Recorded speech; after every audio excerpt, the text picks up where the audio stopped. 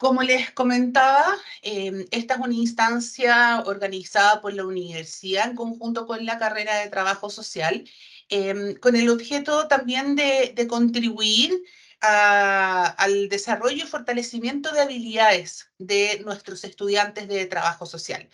Los elementos que estamos viendo en estos talleres complementan el aprendizaje académico que están desarrollando en la universidad y por lo tanto son talleres más bien de la línea práctica o que vienen a instalar una información relevante para ustedes que les permita potenciar sus habilidades y conocimientos tanto en el desarrollo académico y el estudio de la carrera como en un futuro, como en el desarrollo del trabajo social, ¿sí?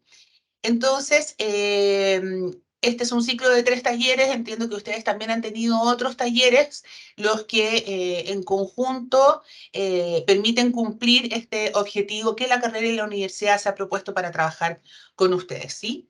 Y bueno, y en este caso específico, a partir de estos 3 talleres, el objetivo que nosotros queremos lograr es entregar herramientas específicas que permitan fortalecer, como les decía, el ejercicio académico y profesional del trabajo social a través de estos talleres que involucran temas de uso de información, diseño de propuestas y elaboración de informes.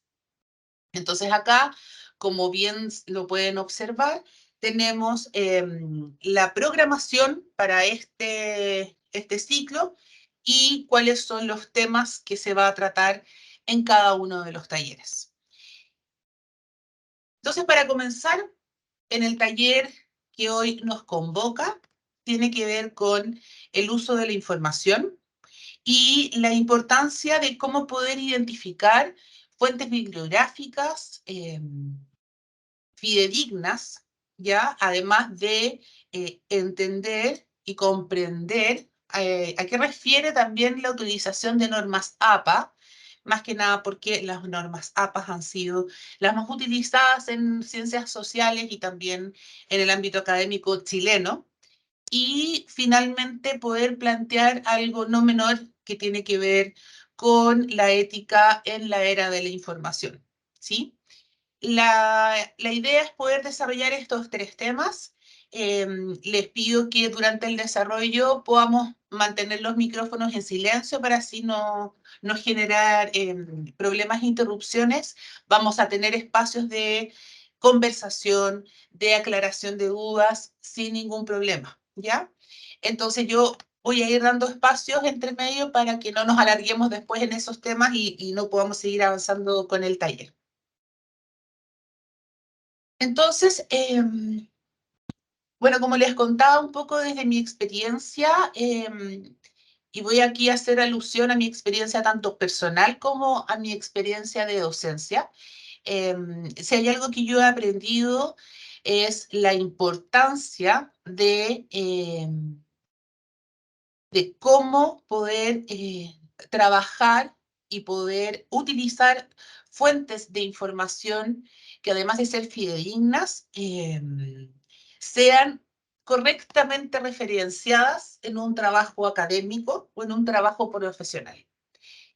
¿Qué es lo que pasa? Mi experiencia personal, en un momento, yo apenas primer semestre de la universidad, presenté un trabajo con todas las buenas intenciones, junto con mi equipo, en donde se planteaba una especie de marco teórico, el cual nosotros no citamos correctamente porque no manejábamos la importancia, por un lado, y cómo era que se debía desarrollar este proceso de referencia bibliográfica y cita.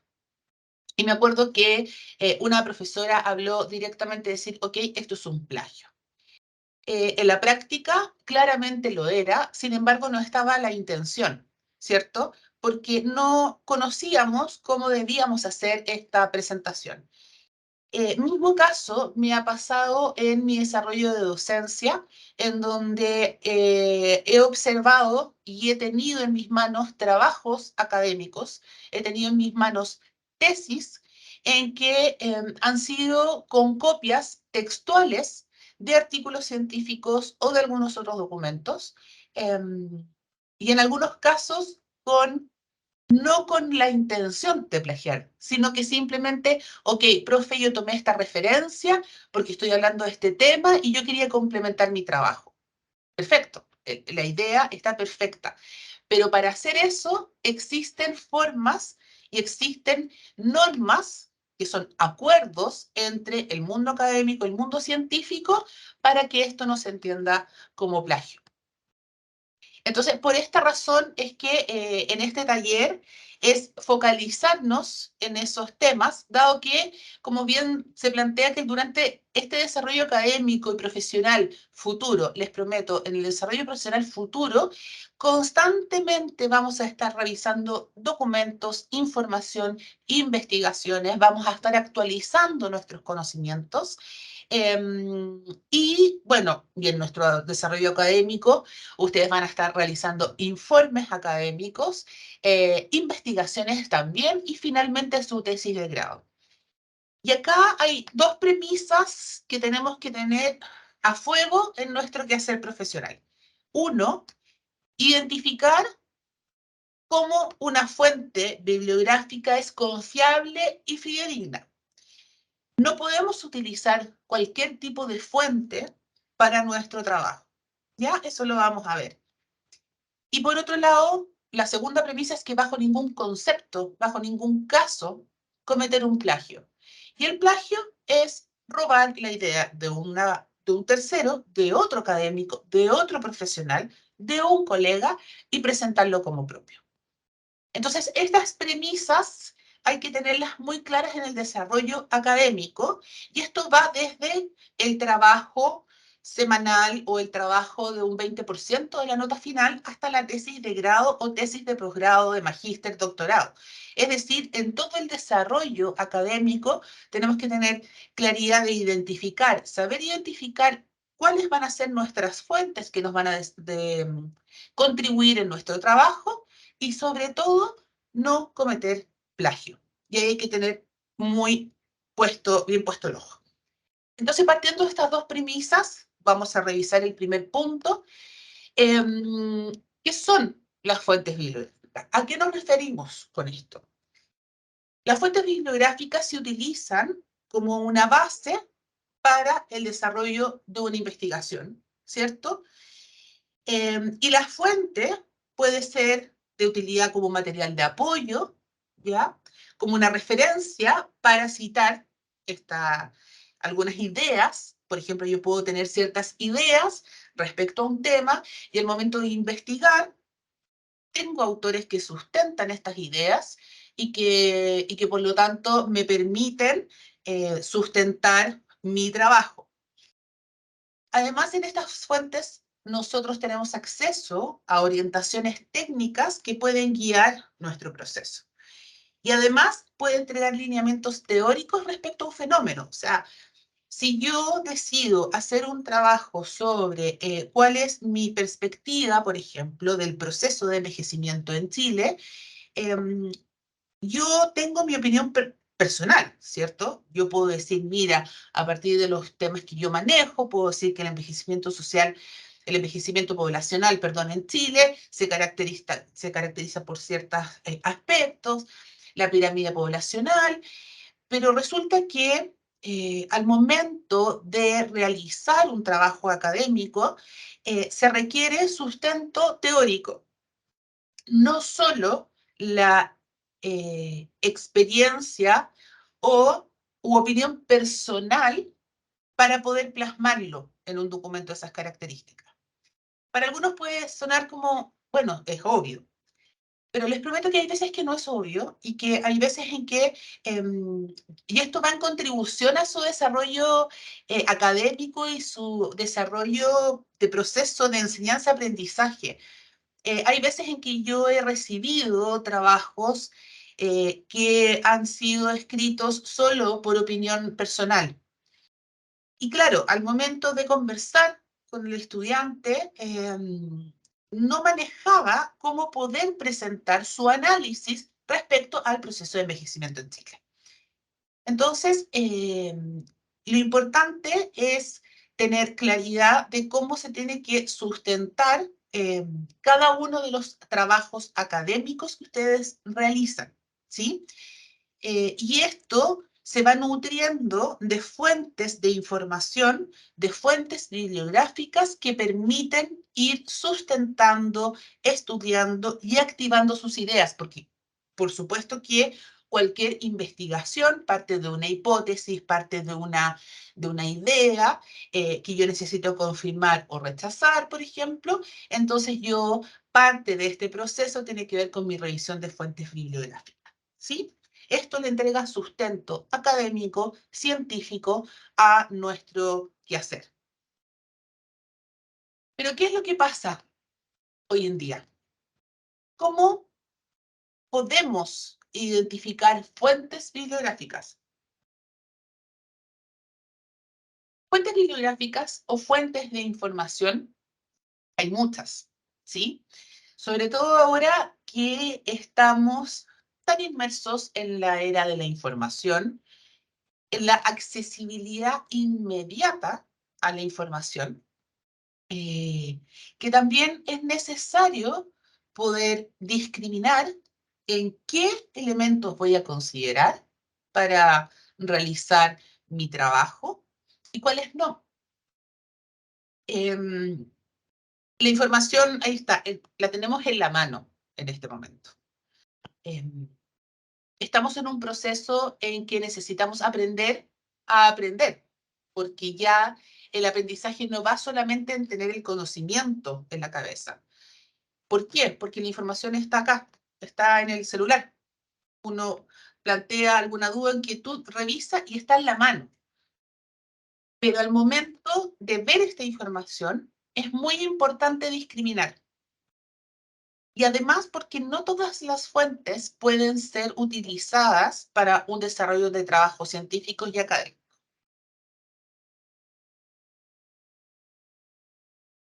Hay muchas plataformas en Internet, estos son como unas imágenes nomás que permiten mostrar a lo mejor de forma un poco absurda el acceso a la información, pero no es menos importante, porque ha sido una realidad. Primero, además, ¿para qué contarles que se habla que estamos en la época de las fake news y la importancia de que antes de compartir cualquier información por las redes sociales, verificar la fuente? Y es algo bastante básico y a la vez importante porque es muy fácil poder tirar una pelota, tirar un fuego y que se empiece a expandir cuando no necesariamente tenemos conocimiento de la fuente. Entonces, en la era también de las fake news, es importante saber cómo yo puedo identificar si es que esta información es o no fidedigna, es o no confiable. Wikipedia tiene, hay opiniones contradictorias, ¿ya? Porque Wikipedia, si ustedes lo revisan, son documentos o publicaciones que lo más importante es el desarrollo de estas publicaciones a través de fuentes. Yo no puedo señalar algo en Wikipedia si es que no están las fuentes. Para quienes no saben, Wikipedia es una enciclopedia internacional que se construye a partir del aporte de las mismas personas. No es que haya un autor por detrás, entonces yo podría incorporarme a modificar algunos elementos de Wikipedia, ¿cierto? Tengo que citar las fuentes, pero no necesariamente cuenta con otros sistemas como evaluación de pares o evaluaciones que permitan certificar que esa información sea correcta o no.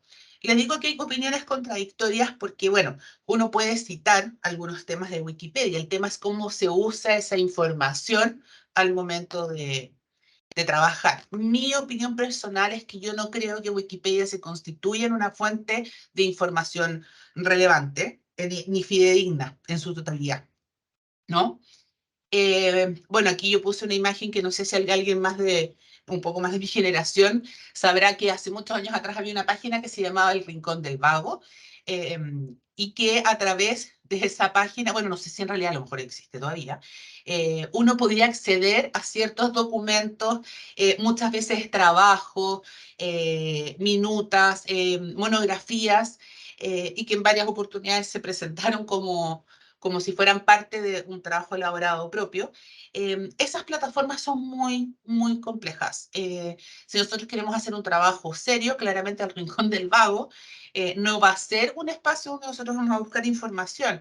Y pongo ese ejemplo un poco absurdo, en realidad. Pero si logramos ir definiendo y ir diciendo que estas fuentes sí, estas fuentes no, eh, tenemos un sustento importante para desarrollar nuestro trabajo académico y científico. Y bueno, ¿para qué decir las redes sociales? No se puede en un documento científico citar o poner como referencia Twitter, Facebook, eh, como sustento.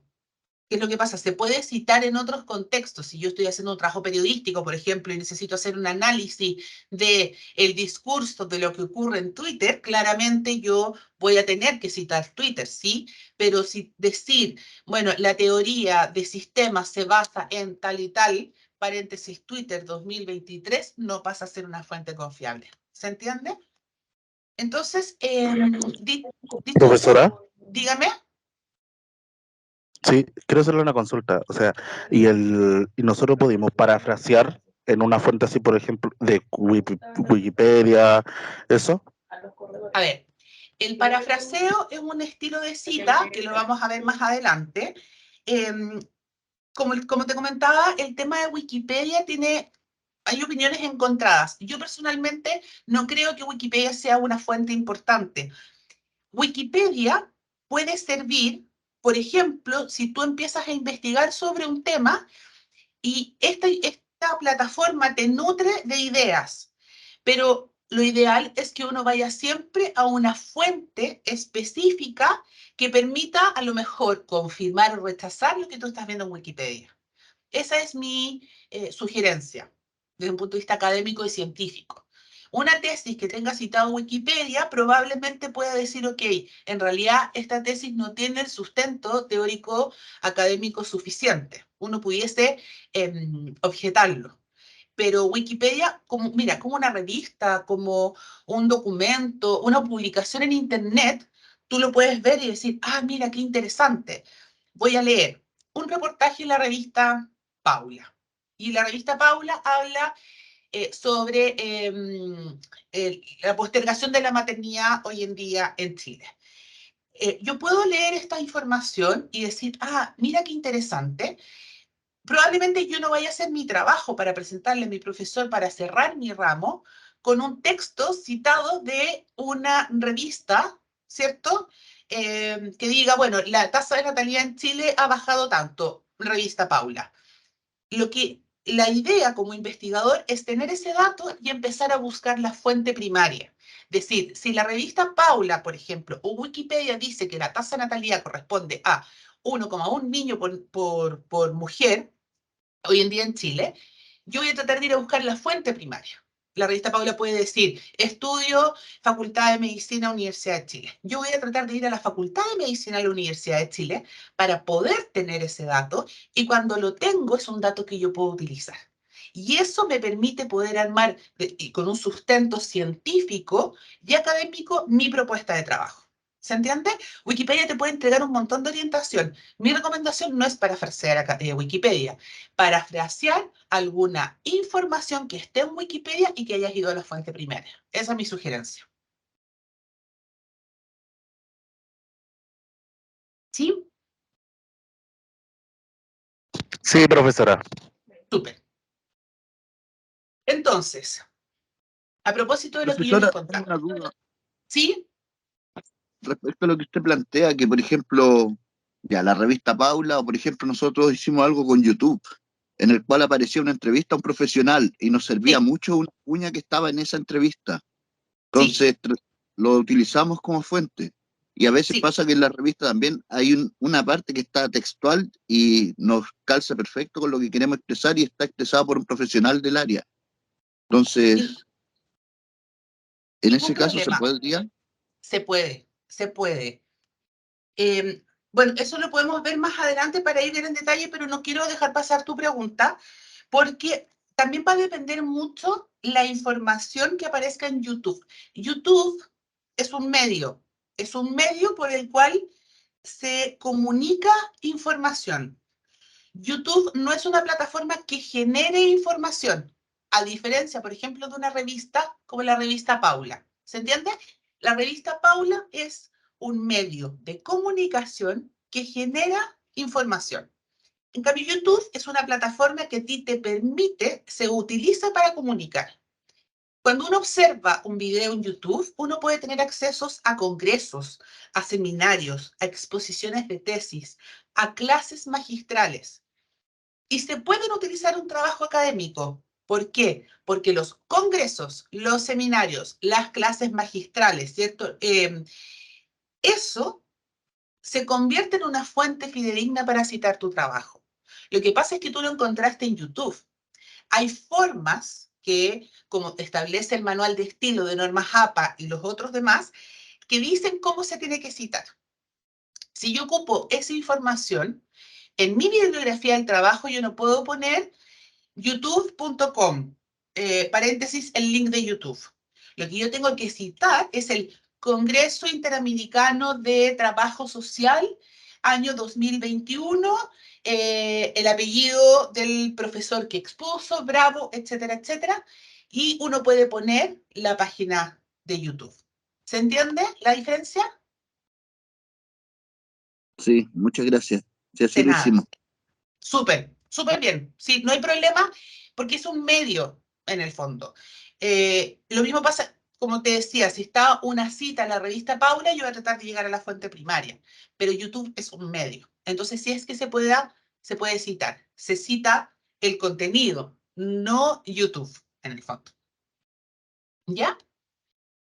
Entonces, en este proceso de la información, bueno, también en mi época de estudio, a lo mejor también varios saben, era mucho más sencillo porque uno iba con sus dos patitas, iba a la biblioteca y sacaba los libros, los estudiaba y uno sabía que ahí contaba con la fuente de información fidedigna para el desarrollo de mis trabajos académicos, ¿no? Pero hoy en día, como les mostraba esta mano o esta palma con un mundo, nosotros tenemos acceso a cualquier tipo de información. Entonces, ¿cómo podemos identificar fuentes que sean confiables para nuestro desarrollo profesional y académico? Importante, una fuente académica presenta un lenguaje técnico y especializado.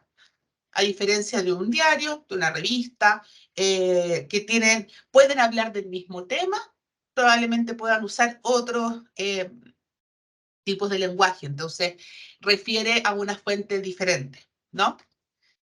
Un documento fidedigno también profundiza en contenidos y conceptos, no solamente los plantea, sino que también los profundiza, plantea, explica, argumenta sobre un tema. Es decir, yo voy viendo, me voy dando vuelta en este tema, lo voy analizando, deconstruyendo, conceptualizando. También estos documentos pueden contener imágenes explicativas que complementen lo planteado, gráficos, tablas. A veces, cuando de repente uno va a una página en internet y uno puede encontrar un texto que diga el trabajo social sociojurídico en Chile, pero aparecen pop-ups, imágenes, fotos, chain y una serie de elementos distractores, yo tendería a confiar en la fuente. Porque si ustedes, bueno, las vamos a revisar después, revisan fuentes fidedignas, científicas, se van a dar cuenta que ninguna de esas tiene esta sobrecarga de imágenes, ¿ya? Pero sí, los documentos científicos y académicos pueden contener gráficos y tablas que expliquen la información que se está presentando en el documento. El texto conversa con otros textos. Qué interesante es esto. Un texto académico conversa con otros textos cuando este autor, que son ustedes, ¿cierto?, conversa con otros autores. Yo tomo, por ejemplo, lo señalado por Barry Richmond cuando inició la carrera, utilizo mi cita, hago un análisis de las mismas, ¿ya? son textos que conversan con textos. Cuando hay un documento que habla por sí mismo una opinión propia, no necesariamente tenga el sustento científico que requiere, ¿sí?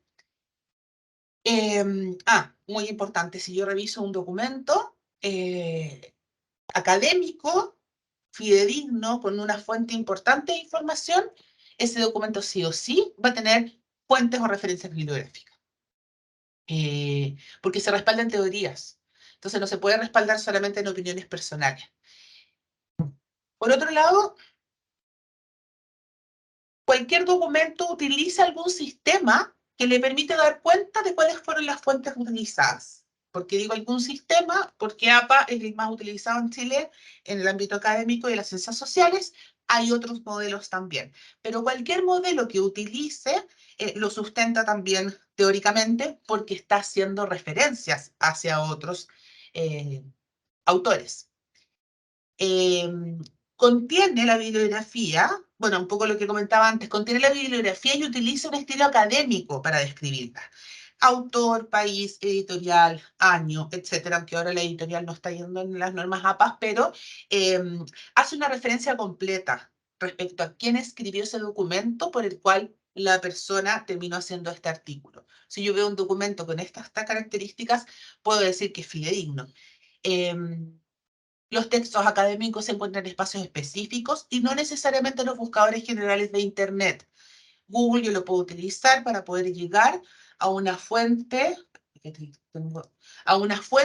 de información, pero yo tengo que chequear también esa fuente de información. Y algunos ejemplos también de fuentes académicas son revistas científicas, papers, tesis, libros, monografías, entre otros. Entonces, probablemente ustedes ya conozcan estas páginas que, dice Google, perdón, ahí me equivoqué. Estas páginas que son páginas que contienen publicaciones, investigaciones, artículos de revistas, científicos, técnicos, teóricos. Y si ustedes buscan en estas instancias, van a encontrar información suficientemente rica que les permita estudiar y sustentar los trabajos y la información profesional con la que ustedes se manejen. Por ejemplo, bueno, Google Académico es un buscador que se centra específicamente en levantar información de tipo académica. Latindex es una plataforma que está centrada también en artículos en Iberoamérica y Latinoamérica, por lo tanto hay mucha información, bueno, en esto la mayoría, si ustedes buscan van a encontrar información en español, ¿ya? Cielo, nunca sabía cómo decir, o Site, Elo, yo digo cielo, en ese cielo, que es una librería online electrónica de ciencia, por lo tanto también esta plataforma incorpora varios artículos y documentos de las ciencias sociales. Yo por lo general, esa yo creo que es la plataforma que más he revisado o que me aparece cuando busco artículos científicos. Hay publicaciones, muchas publicaciones chilenas también de universidades chilenas, por lo tanto es de alta utilidad. Bueno, Dialnet, Redalic también fuentes importantes y esta academia.edu está en inglés. La mayoría, bueno, la plataforma en sí mismo está en inglés, pero también se puede acceder a otros documentos y también es una plataforma en la cual se puede acceder. Y yo creo que en la era de la información y la importancia de poder acceder a esta información, nosotros contamos con una biblioteca online, en línea. No teman en usarla, porque como cuando yo iba 2 patitas a la biblioteca de la universidad a buscar los libros para poder estudiar y poder hacer los trabajos, uno ahora con un clic puede hacer lo mismo a través de esta biblioteca virtual. No teman en usarla, hay muchos documentos, hay muchos libros que pueden revisar en línea y que pueden utilizar para sus procesos de estudio y trabajo académico. Hay un micrófono que está encendido.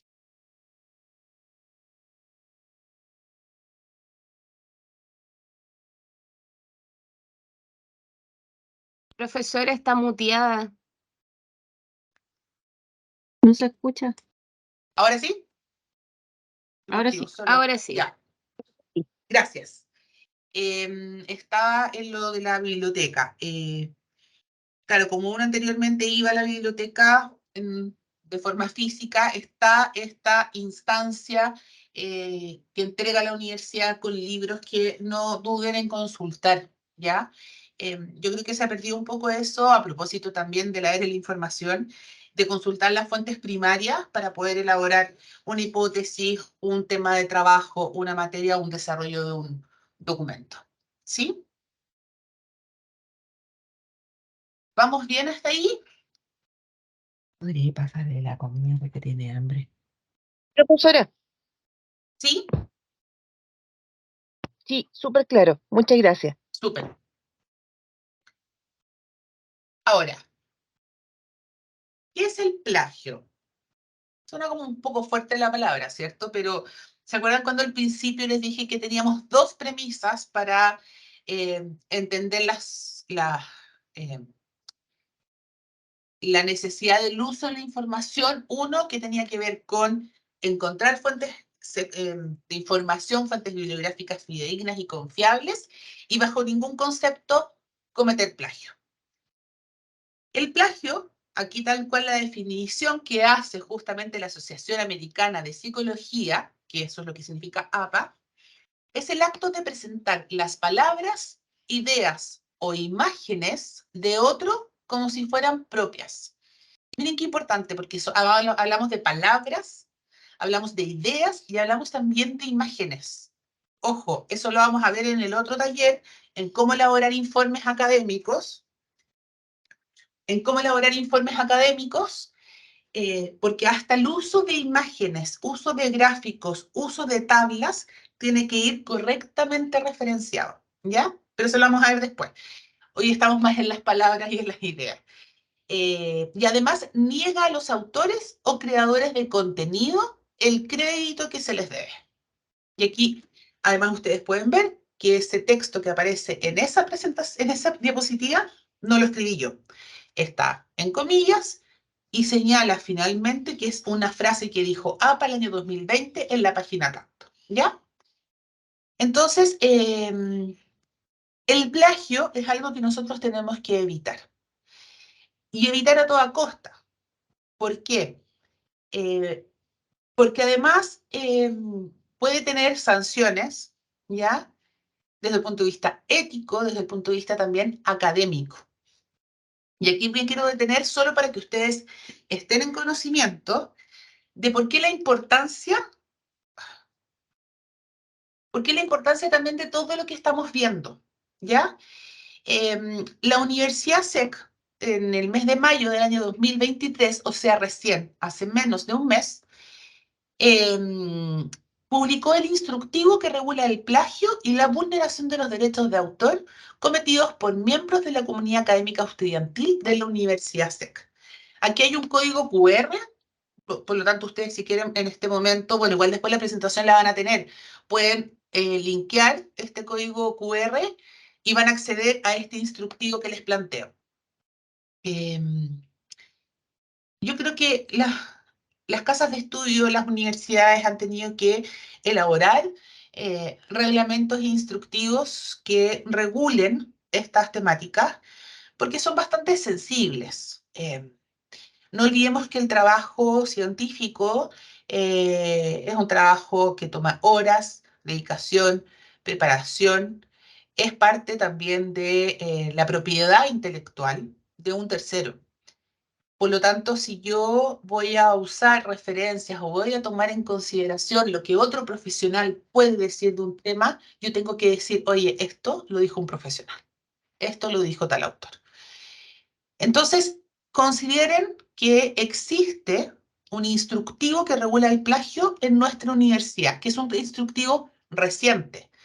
es un instructivo que tiene vigencia desde mayo del 2023, o sea, no ha pasado un mes. Está nuevito y ustedes en este momento lo están conociendo. ¿En qué me voy a detener en este instructivo? ¿En qué vamos a entender por plagio? ¿Ya? Para que no quede ninguna duda.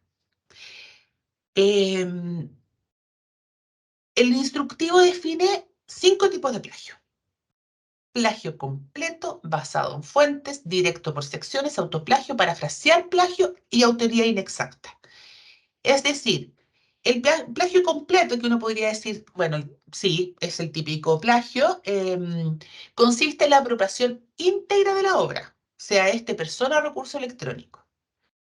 Y pasa, o sea, si uno busca en internet, puede encontrar un par de casos que son los menos de profesionales que han plagiado tesis. Y una vez, que no fue en esta universidad, yo tuve que era ayudante en una asignatura que tenía que ver con la construcción de la tesis. Y yo revisé esta tesis, esta propuesta, y me di cuenta que estaba plagiada. En una situación de esas características, acá se activa automáticamente este instructivo que tiene la universidad. En ese momento, que era otro espacio, se trató de otra forma, pero que tiene gravedades importantes, ¿ya? Fernanda, Sí, ¿puedo agregar algo al respecto? Carolina, dale. Si bien no está indicado dentro de la normativa de manera clara o específica, sí se puede considerar como plagio completo cualquier trabajo elaborado por otro estudiante que sea entregado a un tercer estudiante para presentarlo como propio. Y debo comentarles que eso nosotros lo hemos detectado, porque hemos sabido de situaciones dentro de los programas que eso ha ocurrido. Venta de trabajo, te paso un trabajo antiguo y tú lo arreglas, eso también es considerado como plagio y está dentro de lo que puede ser considerado como plagio completo, ¿ya? Para que lo sepan. Gracias, Fernando. Gracias a ti, Carolina. ¿Qué razón tienes con eso? Sí, han tocado... ¿Sí? Soy yo, Abigail Acosta. Ahí. El tema, cuando uno, no sé, pues está citando a un autor y el autor tiene una frase que es súper particular de él. Uno lo pone entre comillas, lo ennegrece y al costado cita. ¿Sí? Eso no es plagio porque uno No. lo pone entre comillas y lo resalta dentro de lo que uno está escribiendo o dentro del trabajo. Eso no es plagio, Exacto. ¿cierto? No es plagio, Abigail. Y es justamente también algo que vamos a ver, porque lo que tú planteas son las normas de estilo que se utilizan y que son acordadas por la comunidad científica, que en este caso es la norma APA, la que estamos utilizando. Entonces, si yo hablo de este autor de la forma en que se ha establecido en este manual de estilo, no se va a considerar plagio. Todo lo contrario, yo estoy señalando que esta es una cita que dijo un autor, un científico específico y la referencia, ¿cierto?, a ese autor. Porque como lo vamos a ver más adelante, cuando yo pongo esa información en mi documento, si yo digo Moreno 1995, yo tengo que instalar finalmente en mi referencia bibliográfica Moreno 1995, estudio transversal de tacatá, tacatá, tacatá. Tiene que estar el título de eso que yo puse como mi cita. Porque después cualquier persona que revise ese documento, esa investigación tuya, va a poder leer este documento y va a decir, ah, Moreno, me interesa este tema. ¿Qué libro es? Moreno 2015. Perfecto, me voy a ir a la fuente. Ah, aquí está lo que decía y voy a investigar más. ¿Ya? Pero eso sí lo vamos a ver después y por lo tanto no se considera plagio. Ya, Entonces, entonces basado sí, en el APA, cuando uno hace el trabajo, ahí tiene el APA 6, 7, y cuando lo cita, ahí dice, no sé, por bibliografía, o todo, y uno hace ahí mismo, pincha y sale la bibliografía citando. Está bien, ¿cierto? En el o APA sea, 6 o 7. claro, si uno pincha, o sea, hay distintas formas, Word tiene un montón de formas de poder linkear entre la cita y la referencia, puede ser, pero si uno va a un documento escrito, yo tengo que ver que, claro, aparece, según la norma, utilicé este texto, este es el autor, yo tengo que, la persona que lo lee, a eso voy, la persona que lo lee tiene que saber que este es el autor que utilizaste y yo voy a ver en la bibliografía cuál es el documento. Tiene que estar linkeado, sí, linkeado físicamente o relacionado, porque también pasa que hay veces que uno revisa trabajos, aparece la cita y después cuando veo la bibliografía, la cita no está. Entonces no tiene sustento. Entonces, complementando lo que dice Carolina, que es un muy buen punto porque es real que se entreguen trabajos vendidos o copiados de otros compañeros, lo que también se considera como plagio, ¿ya? El plagio basado en fuentes es la utilización de citas falsas o engañosas o citas de fuentes de carácter secundaria. ¿Se acuerdan cuando planteaba que, bueno, es que, claro, si yo tomo un texto que parafrasea, es que es un poco complejo, parafrasea una cita en un documento, yo lo que tengo que hacer es hacer referencia a el autor que fue parafraseado en ese documento y que está en el documento que estoy viendo. Es un poco complejo, se los voy a explicar, ¿ya? Y además, bueno, les prometo que también hay citas falsas o engañosas que hay veces que se incorporan en estos trabajos académicos. Bueno, el por secciones es tomar partes de una obra sin referirlas ni citarlas adecuadamente, es decir, puedo tomar un marco teórico completo, puedo tomar los textos, etc.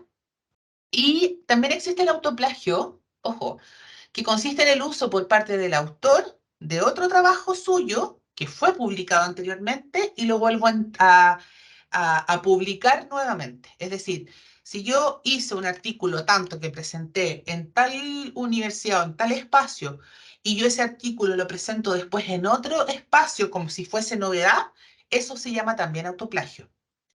El parafrasear el plagio consiste en cambios menores de palabras o formas de redacción de un texto. Es decir, mira, aquí está la idea de tal autor, yo voy a tomar esa idea, la voy a parafrasear según mis palabras. Eso es plagio, si es que no se cita de forma correcta el parafraseo que hice. Ojo, yo puedo tomar mucha información de otros autores, mucha información de otros artículos, pero tengo que citar la fuente. No hay problema en utilizar las citas, pero tengo que citar de dónde estoy sacando esta idea.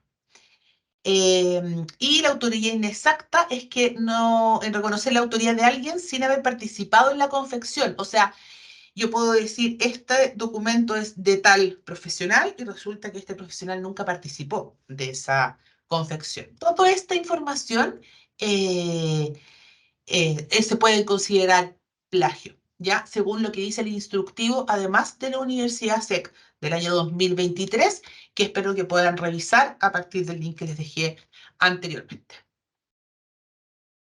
Entonces, bueno, ¿para qué decir que el plagio es el famoso copy-paste sin referenciar al autor y hacerlo como propio, ¿no? ¿Cómo evitar el plagio? Y ahí está un poco lo que comentaba Abigail, las otras preguntas que también hacían. Existen diferentes créditos, diferentes fuentes, diferentes manuales, diferentes estilos que se han utilizado para citar y dar crédito a autores y a fuentes. Probablemente ustedes escuchan después del estilo Chicago, MLA, Vancouver, también existe el estilo Harvard, que no está acá, pero como son estilos, son manuales, son acuerdos también entre las partes. Entonces, la comunidad científica, más bien de las ciencias sociales, el que más utiliza, como dice acá, es el APA, que es el estilo de la Asociación Americana de Psicología, que actualmente es el más utilizado en ciencias sociales y en educación. Por lo tanto, cuando ustedes hagan sus trabajos, pueden utilizar la norma APA y además, al ser el más utilizado, para ustedes va a ser más sencillo revisar otros documentos con estas citas, ¿no? Se usa, dado que la norma APA es la más utilizada y además, ojo, es la que se utiliza también en la universidad, para que sepan, en caso de que ustedes vayan a utilizar otro estilo para la citación, se aconseja señalarlo al principio como nota al pie al documento. Es decir, este documento ha sido elaborado con referencias a las normas Chicago, por ejemplo. Entonces, tenemos las normas de Chicago que por lo general son más utilizadas en humanidades, historia, arte, literatura. Tenemos las MLA, que es de la Asociación Moderna del Lenguaje, que se utiliza más en lenguajes modernos, literatura y lingüística, y la Vancouver, que se utiliza más en ciencias de la salud y ciencias biológicas. O sea, es probable que los estudiantes de medicina utilicen más las Vancouver y nosotros como trabajadora social las normas APA, ¿no? ¿Qué son? ¿A qué nos referimos con las normas APA? El año 1929, un grupo de profesionales, específicamente psicólogos, en su mayoría, elaboraron un conjunto de acuerdos, de procedimientos, es como plantear un conjunto de acuerdos, ¿cierto? De pautas para poder hacer escritos, ¿ya? Imagínense, esto ya van a ser casi 100 años del surgimiento de las normas APA. Y en esa oportunidad, este grupo de profesionales publicó sus directrices en un artículo, que en ese entonces tenía 7 páginas. Hay veces que pasa que cuando uno plantea de normas APA, pueden decir, pucha, en realidad, qué difícil, es una locura, pero hay cosas que después ya se van integrando, hay cosas que son más utilizadas que otras, y si bien el manual en su minuto tenía 7 páginas, tengo entendido que las normas APA actuales tienen más de 400. ¿Por qué? Porque además este manual de estilo, si bien hoy en día estamos enfocándonos en el uso de información, el poder conocer fuentes bibliográficas, ¿cierto? Además, entrega un manual de estilo para presentación de documentos, qué letra usar, con qué margen, qué tamaño de letra, y va normando una serie de documentos escritos, PowerPoint, imágenes, etcétera, ¿ya? Y bueno, y este documento es un documento que se compra, se adquiere.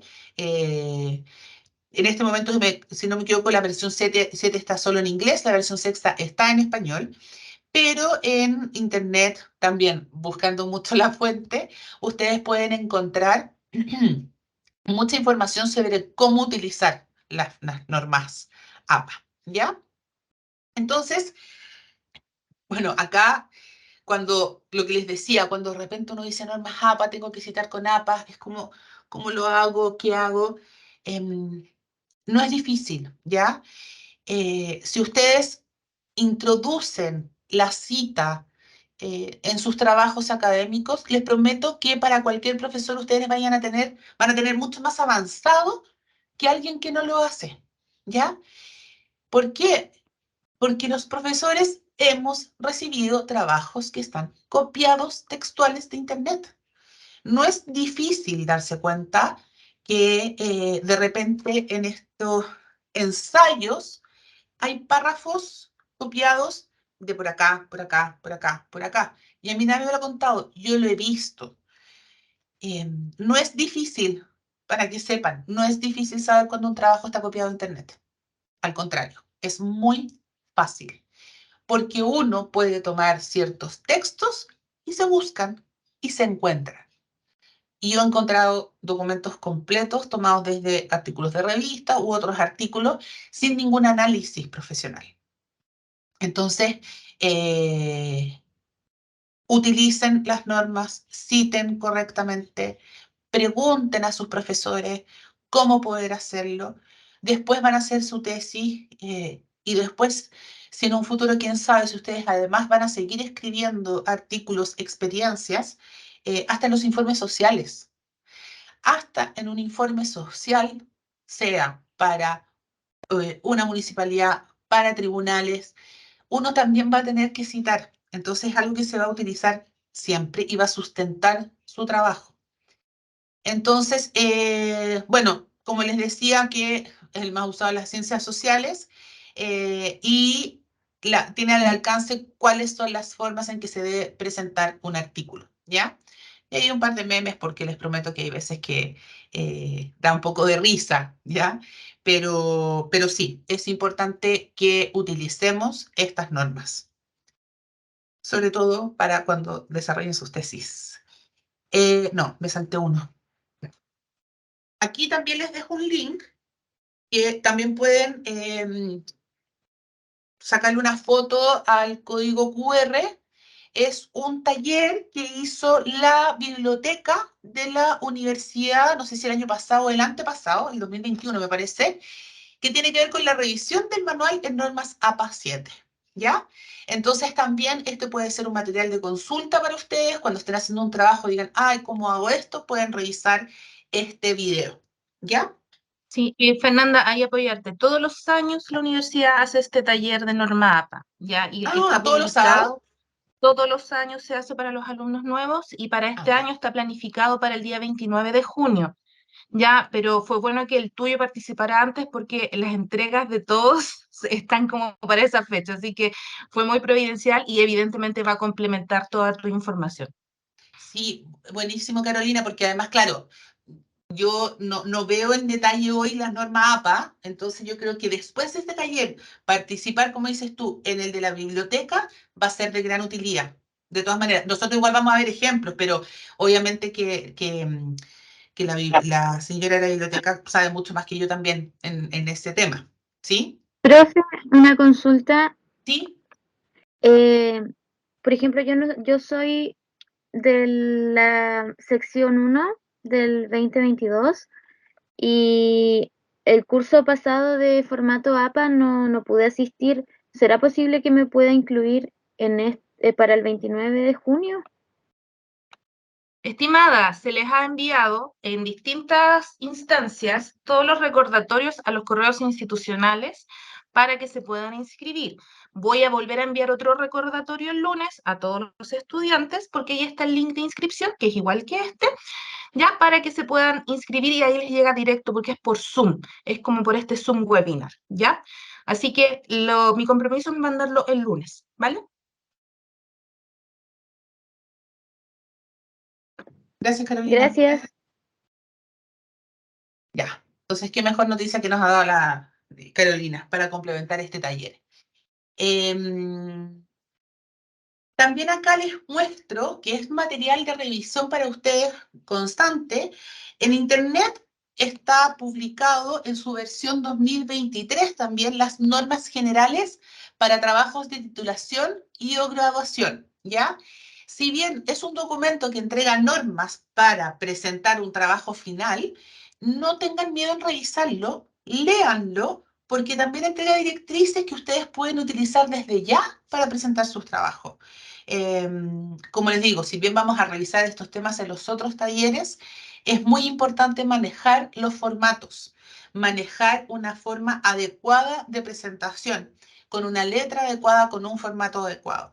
Y además también hay un documento que es de un año anterior que habla sobre las normas de formato de tesis, memorias o trabajos finales de carrera. Es de un año anterior, por lo tanto, claro, el del 2023 es el que vive, el que está actualmente vigente, ese, respecto al del año anterior. Lo que pasa es que lo puse acá porque el del año 2021 habla de cómo hacer referencias bibliográficas, que no aparece en el del 2023, ¿ya? Revísenlos, consúltenlos, es información que les va a ser de utilidad. Entonces, ahora, adentrándonos un poco en lo específico, que son las citas, ¿qué vamos a entender por una cita? Una cita es una idea textual que se extrae de un documento. Es una idea específica, ¿ya? Y además es una idea parafraseada que se extrae de un texto. Es decir, citas, puede haber una cita textual o una cita parafraseada, pero ambas son citas. Aun cuando yo parafraseé la idea de un autor, la idea no es mía, es de ese autor, Entonces, si yo la parafraseo, es una cita. No es de tu autoría, lo que les acabo de decir, y se insertan en tu trabajo y fundamenta y sustenta el trabajo académico. Recuerden que si yo voy a citar, está la cita directa o textual, y la indirecta o la paráfrasis, o la que yo voy a parafrasear. ¿Qué es lo que dicen las normas APA de cómo voy a citar? Hay, además, en la cita directa, yo he hecho la cita directa textual o la parafraseada, en la directa existe una norma entre las citas que tengan más de 40 palabras y las citas que tengan menos de 40 palabras. O sea, yo tengo que mostrarle al lector cuando cito algo de más de 40 palabras y de menos. ¿Cómo se hace eso? El texto textual de menos de 40 palabras se presenta incrustado, entre comillas, en el texto. Por ejemplo, acá hay un texto, una cita textual, que dice, es preciso señalar que James Adams contribuyó de manera importante, comillas, en la defensa de los derechos civiles, sociales y políticos de niños, niñas y mujeres. Todo este texto que está acá es una cita textual y yo puse que esta cita es de Sarum Alvarado del año 2018. Disculpe, profesora, que ¿Sí? tengo la mano levantada. Disculpe, ¿sabe que no, recién acaba de proyectar. No veía nada anterior. Disculpe por eso. Pero ahora se está proyectando lo que... Sí, recién, lo que pasa es que sí, lo que pasa es que el código QR que envió delante tampoco lo pude, porque no tenía nada en la pantalla, no sé si me pasaría a mí nomás, no sé. Yo probé los códigos, me funcionaron, pero no hay problema, yo igual esta información se las voy a mandar. Entonces van a tener acceso al link y a los códigos también, ¿ya? Ya, muchas gracias, profesora, listo, gracias. De nada. Estoy brindando. Ah, no, hay un micrófono abierto. Ya. En cambio, si yo tengo una cita que es de más de 40 palabras, la tengo que presentar en un bloque aparte del texto. No puedo citar esta cantidad de palabras completas, entre comillas, en el mismo párrafo. Entonces, esta cita se plantea así. Acá un ejemplo. De esta forma, se puede indicar que el trabajo social jurídico se nutre de diversos aportes. Yo aquí veo este texto, veo que aquí hay un espacio, una tabulación, y que además esto termina con un apellido. Entonces yo puedo decir, todo este texto es una cita de lo que dijo Salum Alvarado. Entre los trabajos pioneros de esta disciplina se encuentran los trabajos de Mary Richmond y su aporte a la creación de tribunales de menores, Jane Addams, etc., Dorothea y Virginia Robbins y Jessie Taft. Todo esto está copiado textual, al igual que todo esto. Lo que pasa es que acá hay menos de 40 y aquí hay más de 40 palabras. ¿Ya? Señorita. ¿Profe, una consulta? ¿Sí? Consulta, ¿No es necesario pero agregarle la página? Porque en esas citas no aparece. No. No, porque en las normas APA de la versión 7 no se utiliza la página. Porque es que además depende. Perfecto. Es que también es importante lo que acabas de decir. Depende el tipo de documento que tú estás citando. No es lo mismo citar un libro físico impreso o un libro que esté en la plataforma online y que esté encuadernado y por lo tanto tenga páginas, a publicar un artículo. Por ahí va. Y lo otro que tampoco en la cita que usted hizo, que dice entre los trabajadores, esto no está entre comillas ni ennegrecido, sí está separado de un reglón, pero no está, entonces, igual se le llama cita si no está entre comillas.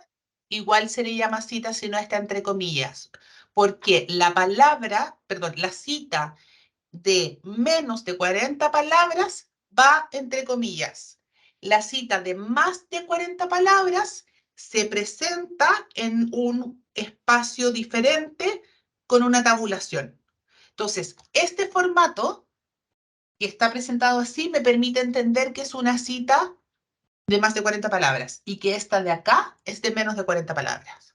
pero este de acá no es Y eso necesario por el entre comillas. también va en el APA 6 esta misma regla que en el APA 7. Sí, me parece que sí. Sí, porque los cambios más importantes entre APA 6 y APA 7, que ahí yo les pido también que lo vean de forma mucho más detallada con la profesora, con la de bibliotecóloga se llama, o la encargada de biblioteca de la universidad, ella sabe mucho más que yo, es que las principales diferencias entre normas APA 6 y 7 tienen que ver con la cantidad de autores que se incluyen al momento de hacer las referencias bibliográficas. Ahí se los voy a mostrar. Anteriormente se planteaba que uno daba el primer nombre del autor en caso de que fueran muchos autores, pero ahora las normas APA hablan que en la referencia bibliográfica se pueden poner hasta 20 autores. Si yo tengo un documento que tiene 25 autores, en las referencias bibliográficas tengo que nombrar a los primeros 20. Eso en la norma APA 6 no estaba. Y así algunos cambios también en lo que implica la presentación de documentos, informes, etc. Pero si para ver bien los detalles, mejor verlo con el taller específico del 29 de junio. ¿Ya? Una consulta, Ujú. disculpe. Si yo leo varios autores, ya por un tema X, y después hago un resumen, por así decirlo, de esta información que leí, ¿ahí cómo debería hacerlo? Al final colocar todos los autores que leí, Hay distintas formas. ¿ya? No tengo este ejemplo acá. Déjame avanzar un poquito para ver el tema de las citas textuales y doy respuesta a tu pregunta. ¿Cuál es tu nombre? Ángela, Ángela. Déjame avanzar gracias. un poco y te comento respecto a este resumen de varios autores. ¿Ya? Entonces vimos cita Profesora, directa. ¿Sí? tengo una duda, no sé si quizás se dijo porque se me cortó en un momento, pero yo estudié hace como más de 10 años atrás y recuerdo que en esa época las citas cortas, además de ir entre comillas, iban en cursiva. ¿Eso ya no se mantiene? No. Eso ya no se mantiene. Claro, es que las normas APA van cambiando. Yo también me quedé un poco pegada a cuando yo estaba en pregrado, pero no, las versiones han ido cambiando y estamos en este minuto en las normas APA 7.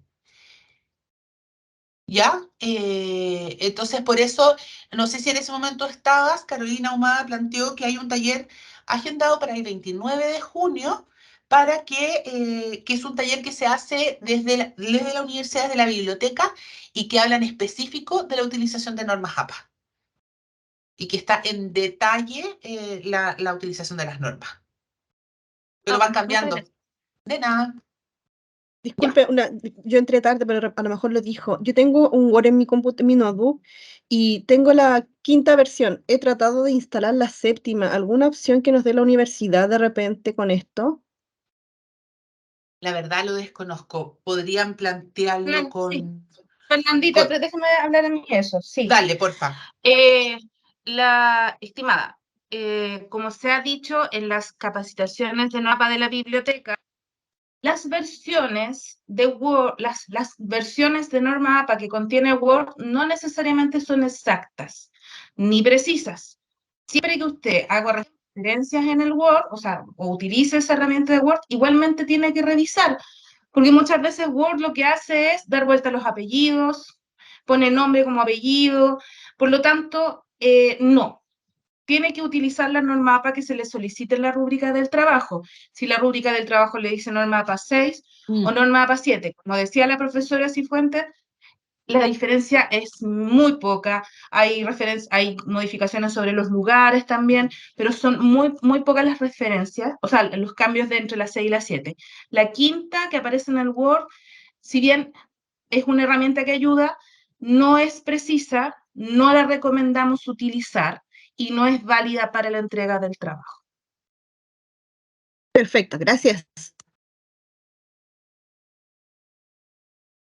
Ya. Aquí hay algunos ejemplos que no me quiero detener tanto, pero son generalmente los más utilizados cuando se hacen trabajos, ¿ya? Por ejemplo, una cita textual corta con énfasis en el autor. ¿Qué quiere decir esto? Si yo pongo una cita corta partiendo que Muñoz Reyes señaló tal cosa, uno puede decir que Muñoz Reyes año señalan que la incorporación de la mujer al mercado del trabajo es la acción explicativa tacatá, tacatá. Aquí sí aparece la página porque con eso uno ya sabe que esto se refiere a un libro impreso, a un libro... es que claro, es que es difícil, es complejo hablar de un libro impreso cuando uno lo ve en una biblioteca, pero un libro que está publicado como libro que tiene páginas. Distintos son los artículos. Si yo reviso un artículo científico, es muy difícil que yo pueda citar una página. También existen las citas textuales con énfasis en el año. Puedo decir, en 1991, Muñoz plantea que, comillas, la cita, ¿ya?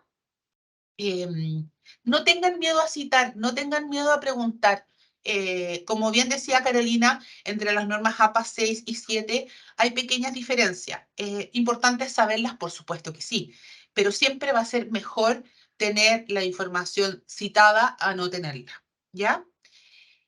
También aquí hay otros ejemplos que tienen que ver con ya temas específicos.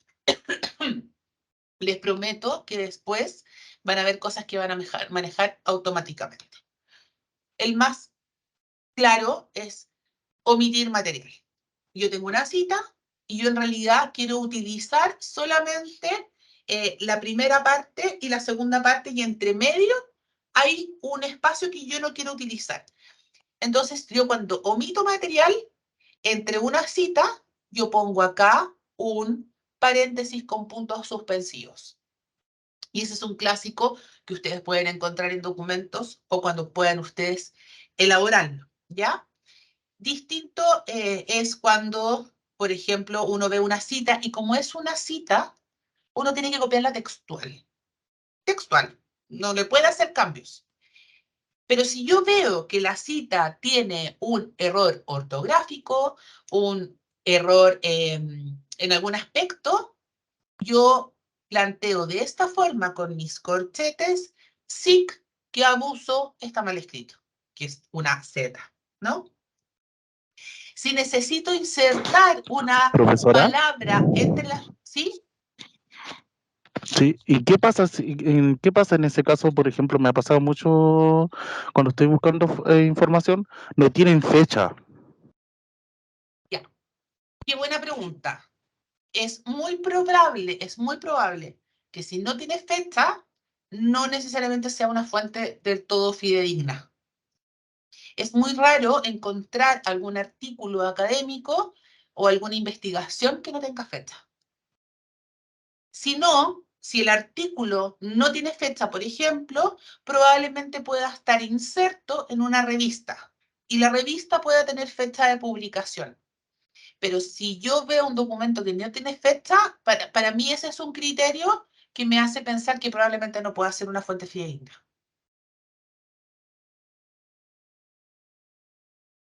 ¿Sí? Ya, profe, gracias. De nada. Bueno, esto también material para que ustedes vayan revisando en detalle después. Y acá me pongo en la cita parafraseada, ¿ya? Que es un texto que yo leo, que extraigo mi resumen, las ideas más importantes, y yo las incorporo en mi documento. Al incorporarlo en mi documento tengo que señalar que es de un tercero, no es mío. Entonces hay distintas formas también. Yo puedo parafrasear diciendo que, por ejemplo, si el apellido del autor forma parte de la narrativa, se incluye solamente el año de publicación del artículo. Yo puedo decir, según Calderón o Calderón, 1994, comparó los tiempos de reacción, tacatá, tacatá. ¿Sí? El año igual es importante. Y ojo, algo que no les planteé es que hay en ciertos temas que los años de publicación también les va a permitir a ustedes discriminar si es que utilizo esta fuente bibliográfica o no. Les voy a dar un ejemplo. La teoría de los cuidados. Hoy en día está de forma muy importante en el análisis de la discusión de políticas públicas el tema de los cuidados, que es más bien un tema de género, un tema que impacta de forma importante en personas mayores, etc. La verdad que si yo quiero hablar de la teoría de los cuidados y de cómo esto ha impactado en el desarrollo social y económico de un país, probablemente yo tenga que considerar artículos posteriores al año 2020. Es una hipótesis, es un análisis mío. ¿Por qué? Porque el fenómeno de los cuidados en Chile cambió de forma importante post pandemia. Si yo quiero sustentar esta información o esta investigación, este trabajo, no sé si a lo mejor estudios que se hayan hecho antes de la pandemia me puedan servir. Me pueden servir para comparar, por ejemplo, la tasa de empleabilidad de la mujer prepandemia era tal, pospandemia era tal. Entonces también los años para ciertos temas, siempre es importante tener información lo más actualizada posible. Si yo voy a hablar de la historia del trabajo social, claramente voy a lo mejor a tomar frases de fundadores de escuelas de trabajo social en Chile, por ejemplo. Pero si tengo un documento 2021 que habla de cómo surge el trabajo social, lo voy a utilizar, ¿ya? Pero ahí fíjense también en las actualizaciones, ¿ya?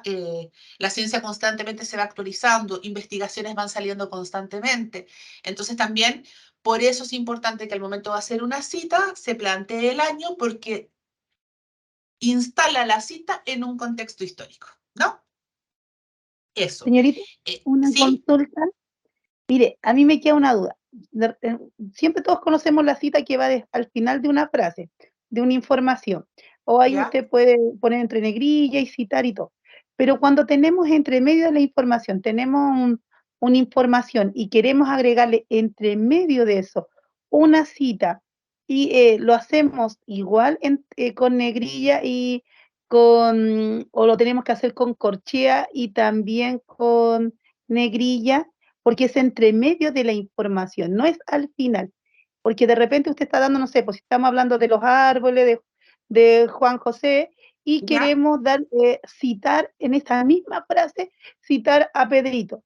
Yo puedo entre medio de esa conversación hacer una cita, pero esa cita va igual entre comillas o va con corchea porque es como un parafraseo que va entre medio. Ahí yo me pierdo un poquito. En esa pura cita como que siempre quedo media, entonces nunca lo he hecho, pero me cuesta mucho entender el contexto de esa información en sí. No sé si me Abigail, entendí te voy a pedir un favor. ¿Sí? La verdad me cuesta un poco imaginar el ejemplo que estás planteando. ¿Ya? Se lo puedo aclarar un poquito. Es que lo que podemos hacer, para no trazar un poco más el desarrollo del taller, si es que tú me puedes mandar un correo y nos mantenemos en contacto para que me plantees la inquietud, porque me confundo entre las negrillas, las corcheas, y lo resolvemos en el próximo taller.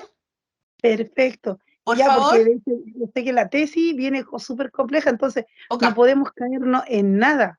Entonces, Sí. eso es lo que me tiene bien preocupada.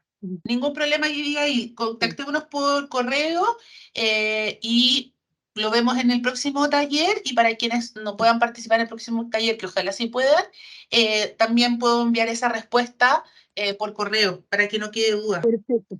Perfecto. ¿Ya? Muchas gracias. Ok. Quedo entonces Profesor, una consulta. atenta. ¿Sí? Sí, igualmente retrocediendo lo de Abigail, la profesora Fernanda presentó que existe en la página YouTube de la universidad el link a un taller específico de Normapa que se impartió el año pasado. Pueden revisar ese taller también, donde hay respuestas a las preguntas específicas que ustedes están haciendo, ¿ya? Así que utilizan todos los medios de información que tienen para poder responder esas dudas. Igualmente en la red existen muchos manuales de Normapa con detalles específicos de incluso cómo citar una ley, ¿ya? Así que les sugiero que puedan revisar eso también para no abrumar con preguntas que de pronto se pueden traer a colación desde otras fuentes. Gracias. Gracias, Carolina. Va. Entonces, bueno, de hecho, también todo este material puede ser de consulta para ustedes al momento de poder armar las citas, y yo también voy a intentar mandarles algunos documentos que entregan las orientaciones respecto a cómo hacer las citas. ahí se avanza. También las normas APA plantean cómo citar cuando hay más de un autor, o más bien, cómo citar cuando hay más de un autor. Este no es el ejemplo que decía Ángela todavía. Este es un ejemplo que es cuando un documento fue escrito por varios autores. Una investigación fue hecha por 6 autores, ¿ya? A eso se refiere esta parte. Si el documento tiene 2 autores, se va a citar a los 2 autores, siempre. Kapur, Bloom, 2017, ejemplo. Las citas que tengan 3 o más autores se acortan desde la primera vez, incluyendo el apellido del primer autor, seguido de la fórmula et al, et al, ¿ya? Kapur et al. Yo leo esa cifra, o sea, esa cita, y me doy cuenta que además de Kapur, hubo otros autores involucrados en este documento. Pero si al acortar la cita se crea ambigüedad, se incluirán tantos autores como sea necesario para diferenciarlos. Si yo pongo Kapur et al. 2017, acá yo me doy cuenta que está este documento y este documento. Entonces, para no generar confusión, lo que yo hago es citar y mencionar a todos los autores. ¿Ya? Respecto a lo que decía Ángela, eso es muy utilizado y se espera, ojo, se espera que sea muy utilizado sobre todo en procesos de tesis, cuando uno construye, hace un constructo teórico conceptual con varios autores. Si yo reviso el libro 1 con el autor A, libro 2, autor B, libro 3, autor C, y a partir de esa revisión yo puedo hacer un constructo conceptual teórico metodológico, yo puedo parafrasear y resumir lo que estos 3 autores dicen, pero siempre tengo que incorporar a los 3 autores en la cita, los que además se citan de forma específica, que autor A, 2021, punto, coma, autor 2, 2017, punto, coma. Eso, el punto, coma, yo sé que es un detalle muy específico y esto lo pueden revisar en los manuales, pero el punto, coma me permite decir, este es un documento, este es otro, este es otro. Y además, ¿cómo lo voy a saber? Porque al ver al autor A, autor B, autor C, yo sé que voy a encontrar al autor A y voy a decir, este es el libro A, autor B, este es el libro B, autor C, y me doy cuenta que son documentos diferentes y que es un constructo y un análisis que hizo el autor del documento respecto a la idea de diversos autores. ¿Sí? Entonces se puede, Ángela, se puede hacer. Pero la idea no es tuya, hay que decir de quién es la idea, de los autores. ¿Sí?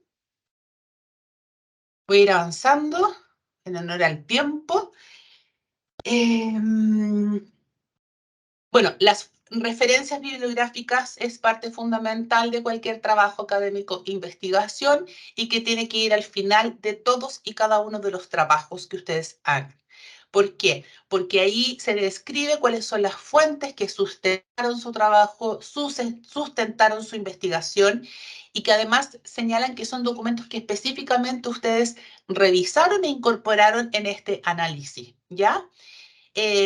También hacer la publicación de las referencias bibliográficas al final de un documento también está normado por las normas APA o por los otros manuales de estilo.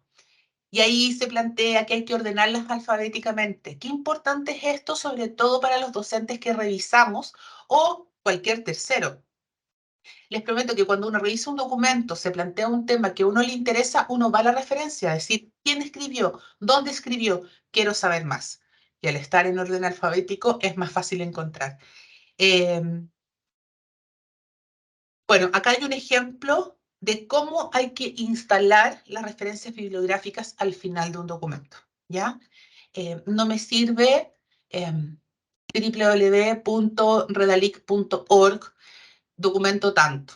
¿Por qué? Porque además aquí también hay un criterio establecido que permita unificar la forma de presentarlo.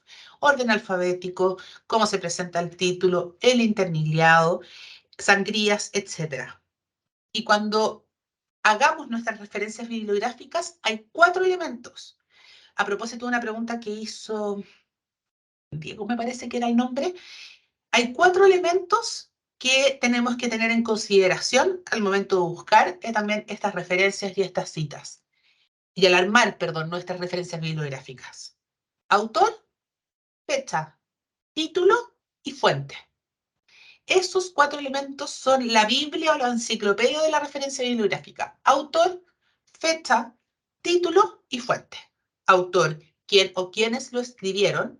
Fecha, cuándo fue publicado. Título, cómo se llama el artículo o el documento.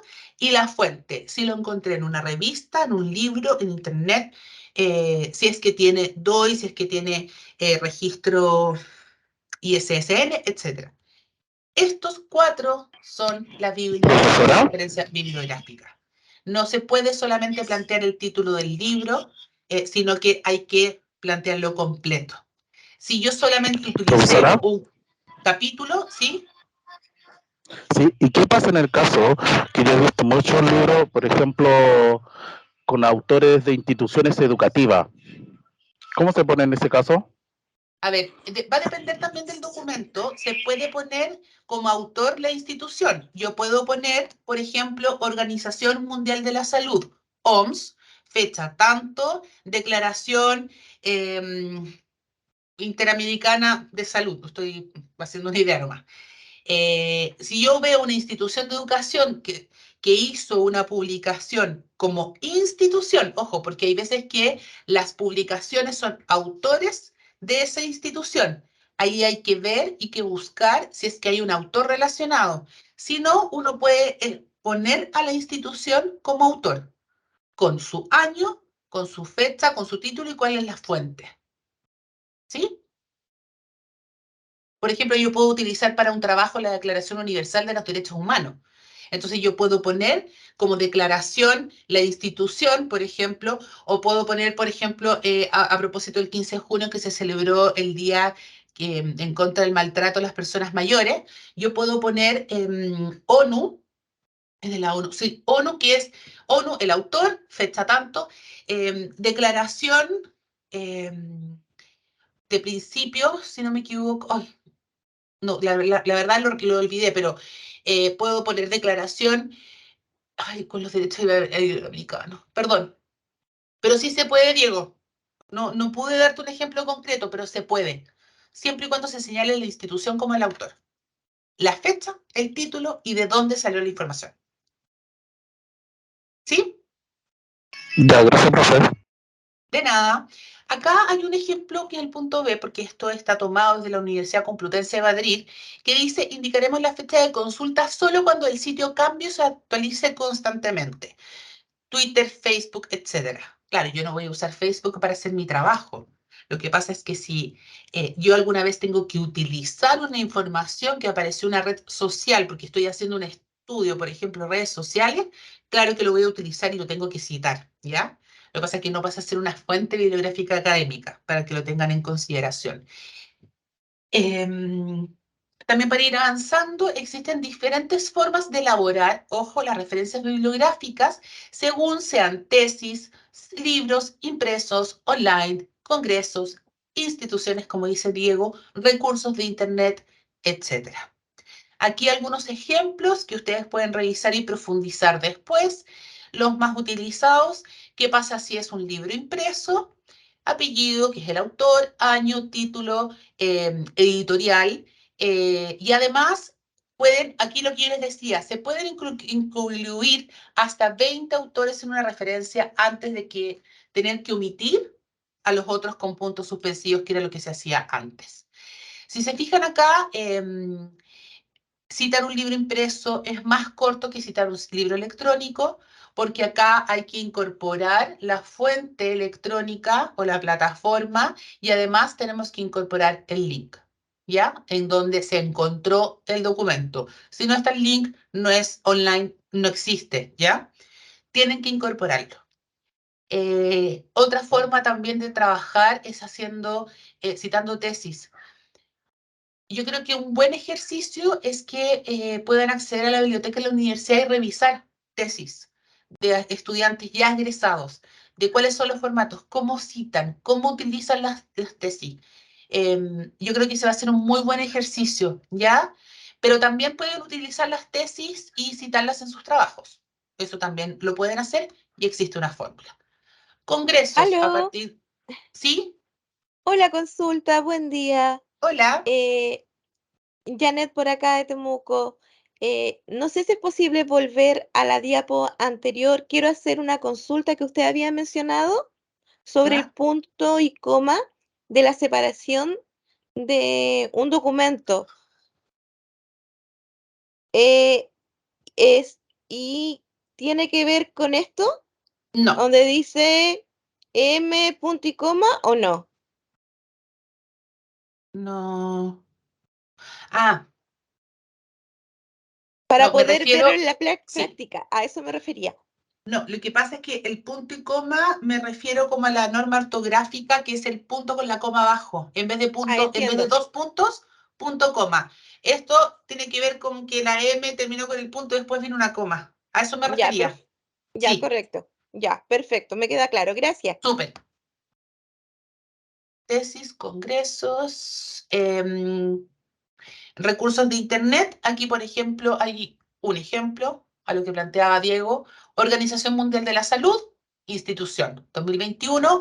Acá se plantea una fecha porque tiene que ver con probablemente un acto específico. Y aquí está el link. ¿Ya? Se me pasó. Bueno. Cuando eres el único que maneja normas APA, no es fácil, pero se puede. Se puede. Y yo creo que, la verdad no lo había pensado, pero si ustedes traten de meterse a internet, busquen tesis. Investiguen un rato en la tarde, buscan en distintas universidades, la Universidad SEC, cómo se hacen las tesis. Y después de este taller, le van a encontrar sentido a los documentos que ustedes empiezan a revisar. ¿Sí? Y ahora, para ir terminando y cerrando el taller, se planteó en un minuto, como ustedes pueden haber visto en la descripción de los talleres, la ética en el uso de la información, ¿ya? Si bien hemos hablado del plagio en su oportunidad, también tiene que ver con que, bueno, en realidad yo no voy a copiar, no solamente por cometer el plagio o porque voy a tener una sanción administrativa, académica de la universidad, sino que también tiene que ver con la ética en nuestro desarrollo profesional, en nuestro desarrollo personal, respecto a nosotros y respecto a terceros, ¿ya? Respecto al autor, pero también respecto a lo que yo informo y al cómo yo lo informo y a qué fuente utilizo para informarlo. Les quiero mostrar que la Universidad SEC tiene dentro de sus documentos instructivos a los cuales todos, incluyéndome a mí, estos a todos, hemos adherido como parte de la comunidad educativa de la universidad. Existe el Código de Ética de la Universidad, el que plantea en su artículo 28 que todos los miembros de la comunidad universitaria deben respetar las normas legales e institucionales sobre derechos de autor, propiedad intelectual e industrial, solicitando las respectivas autorizaciones o bien, que es lo que hemos visto en este taller, haciendo alusión a las fuentes de procedencia de cualquier insumo, según sea el caso. Se espera que luego de haber participado de este taller, ningún docente reciba un documento copiado de Internet. Lo que los docentes esperamos es que ustedes hagan un análisis crítico de los trabajos que hacen. Esperamos que ustedes puedan pensar y plasmar sus ideas sustentadas en teorías. No recibir trabajos con lenguajes tan técnicos y específicos que se nota que vienen con copia. Eso es expectativa docente, pero hay un código de ética de la universidad que además lo plantea. Y finalmente también está el reglamento de disciplina de estudiantes, que habla también de infracciones, ¿ya? Que se considerarán infracciones y podrán dar origen a la presentación de los antecedentes al secretario general de la universidad algunas conductas. La actuación ilícita o poco ética en pruebas, ¿cierto? Exámenes o cualquier actividad académica de evaluación de rendimiento del alumno, tales como copiar, falsificar, adulterar, sustraer, suplantar o ser suplantado en las actividades de evaluación mencionadas y las previamente consideradas en formas explícitas a la normativa interna por las académicas. No era ¿Profesora? esta la letra que les quería mostrar. ¿Sí? Sí, entonces hay que, y el tema de los juicios de valores en un trabajo, eso no está permitido, pues. A ver. Te voy a hacer una contrapregunta. Diego, ¿qué entiendes tú por juicio de valor? A ver, los juicios de valores, por ejemplo, cuando yo doy mi opinión Ujú. y lo critico al autor, por ejemplo, que lo está haciendo mal. Yo Ya. entiendo así. Ok.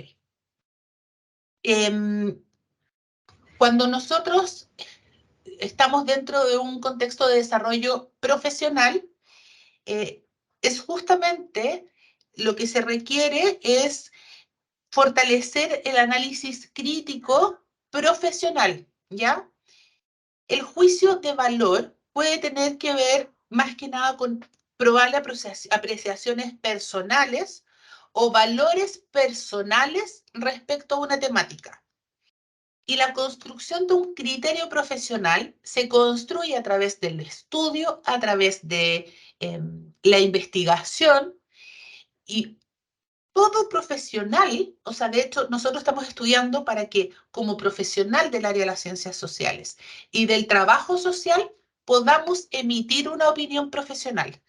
Pero esa opinión profesional tiene que estar sustentada en investigación, en evidencia, en elementos científicos y no desde solo una opinión personal que se genera frente a ese fenómeno. Y más allá, no, el juicio de valor no es que esté prohibido por los códigos de ética de la universidad o por los reglamentos. El juicio de valor, como tú dices, es un juicio que valora que algo sea correcto o incorrecto.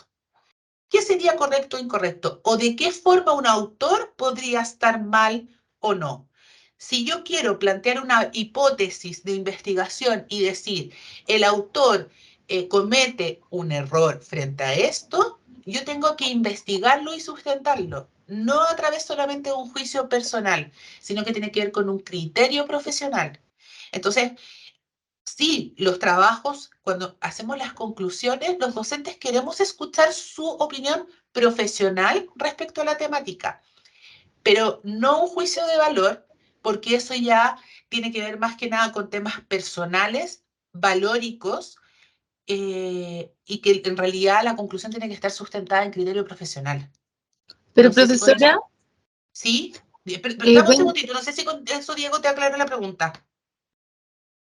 Sí, ¿perdón? profesora, es que entonces por eso me han resaltado mucho los profesores que ustedes no son investigadores.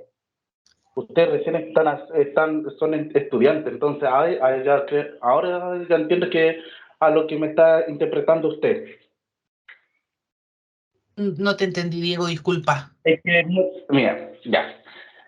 Me ha pasado mucho en la conclusión y en desarrollo, siempre yo he estado con los juicios de valores y los profesores me han interpretado que usted no es investigador. Usted no tiene un doctorado, no tiene un magíster, no es un autor, nada. Me dijo, usted ¿Ya? solamente es un estudiante que está aprendiendo y ahora lo que está explicándome ahora ya lo hago lo que yo entiendo. O sea, está permitido, pero en trabajos la idea no. Po. Fernanda, A ver, ¿me permite? ¿Me por permite, favor, Fernanda? dale. Sí, para ir apoyando. Diego Ignacio, lo que probablemente los profesores malamente le expresan, ya con respecto a las conclusiones a lo que usted pueda arribar en sus trabajos, es que los juicios de valor no son una opinión profesional fundada. La profesora Fernanda lo que le estaba diciendo es que usted, cuando realiza un trabajo académico, un ensayo, usted hace todo un proceso de razonamiento académico sustentado en teorías, en el cual usted puede tener una apreciación diferente a la de los autores que usted plantea y coincidir con otros autores, y ahí usted lo que hace es desarrollar esa idea en la parte del desarrollo. Y en las partes de las conclusiones, usted arriba conclusiones fundadas, no es juicio de valor. El juicio de valor es una acción que uno realiza de manera más cotidiana, no académica. En la vida familiar, por ejemplo, uno puede tener apreciaciones valóricas sobre algo, pero en un trabajo académico, lo que los docentes esperamos de su trabajo es que usted haga el razonamiento usted plantea un tema, usted plantea una serie de teorías que van a dar respuesta a una pregunta o a algo que usted está planteando, una reflexión que usted está planteando. En el desarrollo usted va concatenando esos elementos y en las opiniones usted expresa su opinión profesional. Ahora, si bien la mayor parte de los que son estudiantes de nuestros programas son profesionales de otras áreas, que hacen el programa PEC, o trabajadores sociales que no cuentan con el grado de licenciatura académica, y en este caso también fueron invitados ex alumnos y titulados. Ya, creo que fue pobre, probablemente fue una definición pobre la que el docente le hizo, pero para poder llegar a un rango de académico investigador sí tienen que pasar muchas cosas, tienen que pasar muchos elementos, tienen que pasar muchos estudios y muchos ejercicios, ¿ya? Por lo tanto, quizás lo que usted tiene que transformar es su juicio de valor en una opinión, una opinión académica fundada, una opinión profesional fundada, ya sustentada en teorías, en otros autores, puede hacer su apreciación, pero eso no es un juicio de valor, ¿ya? Y quizás ahí donde no le han expresado correctamente que juicio de valor no es lo que tiene que poner en una conclusión de un trabajo.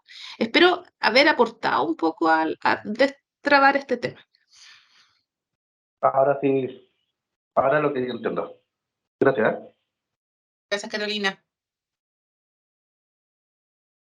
Ya. Vamos a ir terminando. Uy, se me perdió. Ahí estamos, ¿no? Sí. Se está proyectando, ¿cierto? Sí, profesora. Ya.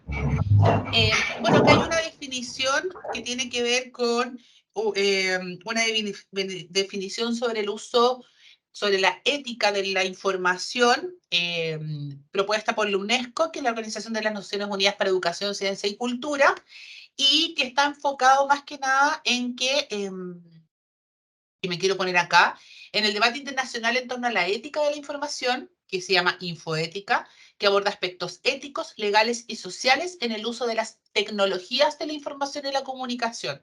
Es decir, además de la información propiamente tal, en el uso de cuáles son las tecnologías que generan información y comunicación.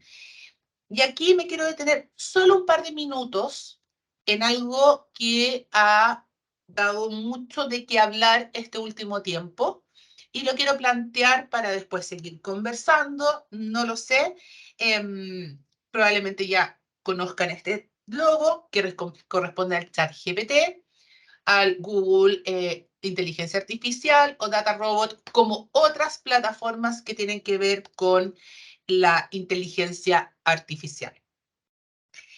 Hoy en día se está discutiendo la necesidad de regular legalmente en los países el uso de la inteligencia artificial. Se plantea que puede tener muchos riesgos, sobre todo para el acceso a la información privada, como también el manejo de decisiones estratégicas en políticas de seguridad de Estado. O sea, a ese nivel estamos hablando. Pero por otro lado, también las inteligencias artificiales plantean una serie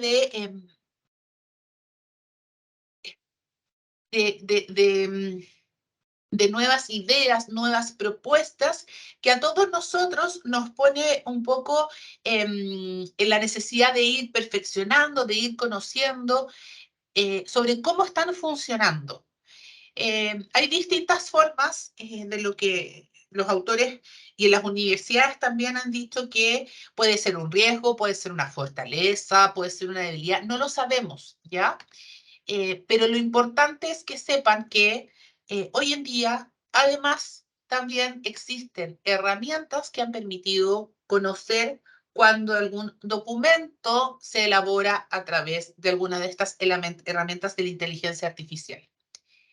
Y aquí hay un fundamento ético tan importante que tiene que ver primero con el desarrollo y el criterio personal, profesional, el desarrollo de análisis profesional, que no puede estar ligado a un desarrollo o a lo que pueda decir una inteligencia artificial, por un lado.